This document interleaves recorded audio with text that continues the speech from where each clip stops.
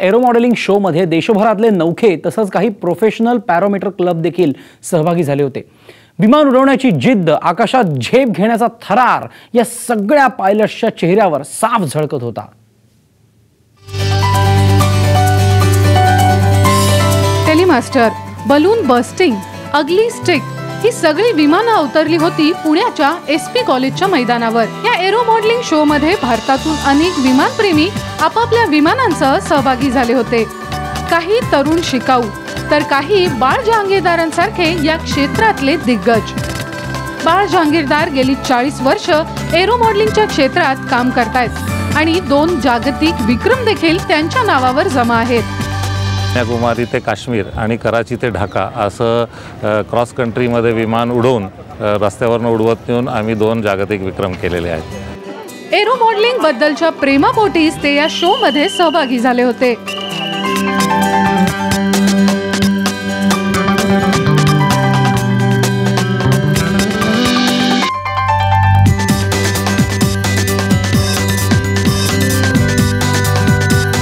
Flying saucer किंवा उडत्या तबकड्या आपण जे म्हणता तशा आहे। तर ह्याच्या खाली आम्ही मी रोटरीयन असल्यामुळे रोटरीचं व्हील केलेलं आहे।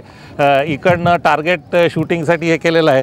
तर ह्या ज्या डिस्क आहेत ह्या आपण हवाई तबकड्या ज्या ऐकतो तत्सम दिसतात हवेत।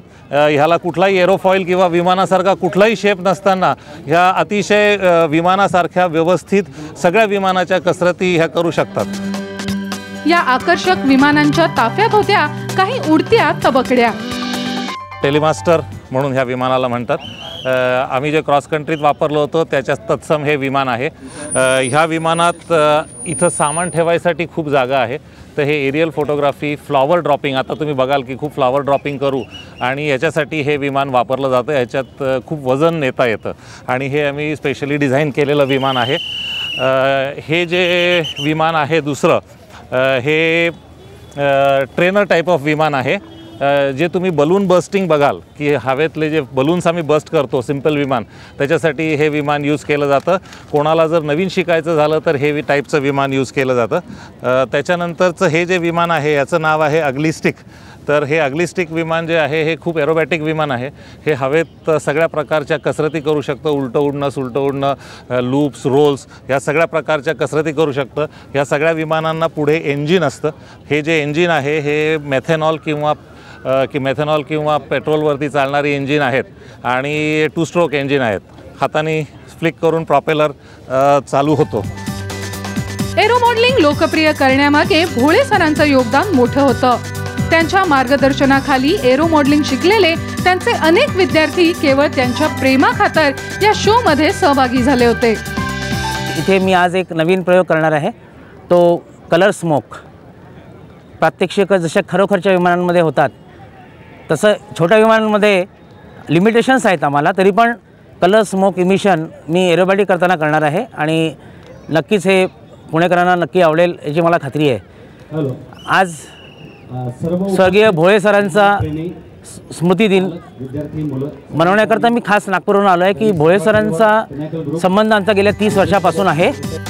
या शो मध्ये नौख्या विमान प्रेमींबरोबरीनच काही प्रोफेशनल्स क्लब देखील आले होते। पुण्यातल्या विंग्स अँड फ्लाइट पॅरामोटर क्लबचे मंगेश दिघे यांच्या ग्रुपनं 2010 मध्ये फ्रान्समध्ये पार पडलेल्या स्पर्धेत भारताचं प्रतिनिधित्व केलं होतं।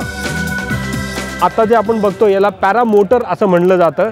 पॅरामोटर साठी जे इंजिन वापरलं जातं ते अगदी म्हणजे 230 सीसीचं हे इंजिन आहे आणि हे इंजिन आपल्या साध्या पेट्रोलवर चालतं। जे 2 व्हीलरचं जे पेट्रोल आहे त्याच्यावर चालतं। साधारण 10 लिटरमध्ये आपण 3 तास उडू शकतो। ह्या इंजिनला एक लाकडी पंखा असतो आणि याचं ॲक्सेलरेटर आपल्या हातात असतं। इंजिन हे इम्पोर्टेड आहे, इटालियन इंजिन आहे आणि साधारण 230 सीसी साठी 36 हॉर्स पॉवर इतकं पॉवर इंजिन जनरेट करत असतं। इंजिनच्या चारी बाजूला प्रोटेक्शन केज आहे आणि ह्या युनिटला पॅरामोटर ट्राईक म्हणतो। ट्राईक याच्यासाठी की याला 3 चाकं असतात अगदी, तर त्यामुळे याला ट्राईक म्हणलं जातं। आणि ह्या पर्टिक्युलर मशीनमध्ये 2 जण बसू शकतात, पायलट आणि पॅसेंजर। आणि याचे जे कंट्रोल असतात ते इंजिनचं ॲक्सेलरेटर ते हातात अशा प्रकारे असतं। त्याच्यामध्ये पुश बटन स्टार्ट आणि इंजिन स्टॉप करण्यासाठी स्विच असतं।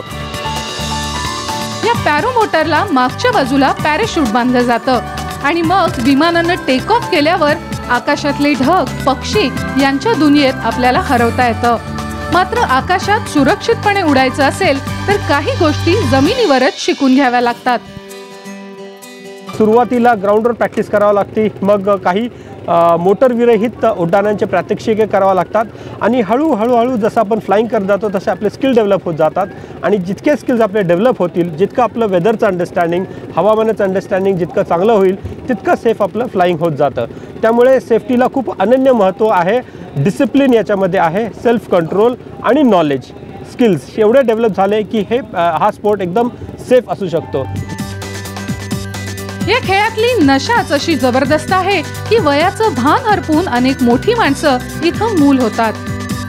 लहान जेव्हा आपण शाळेत कॉलेजमध्ये असतो त्यावेळेला हे रिमोट कंट्रोलची विमानं हा एकमेव पर्याय आपल्याकडे असतो. आणि रिमोट कंट्रोलची विमानं ही खऱ्या विमानात बसण्यापेक्षा जास्त चित्तथरारक असतात, कारण प्रत्येक सेकंद आपल्याला त्याला उडवायला लागतं. आणि ही जी हवाई कसरती आपण ह्या विमानाने करू शकतो ही खऱ्या विमानाने आपल्याला फक्त एअरफोर्सच्या पायलटनाच करता येते. आकाशात उडणाऱ्या पक्ष्यांना पाहून आपणही उडावं असं राईट बंधूंना वाटलं आणि त्यांनी विमानाचा शोध लावला. आज या शोधानंतर 100 वर्षांनी देखील विमानाबद्दलचं माणसाचं कुतूहल कमी झालेलं नाही, हेच या हौशी विमानप्रेमींकडे पाहून वाटतं. नम्रता वागळेसह ब्युरो रिपोर्ट, साम टीव्ही.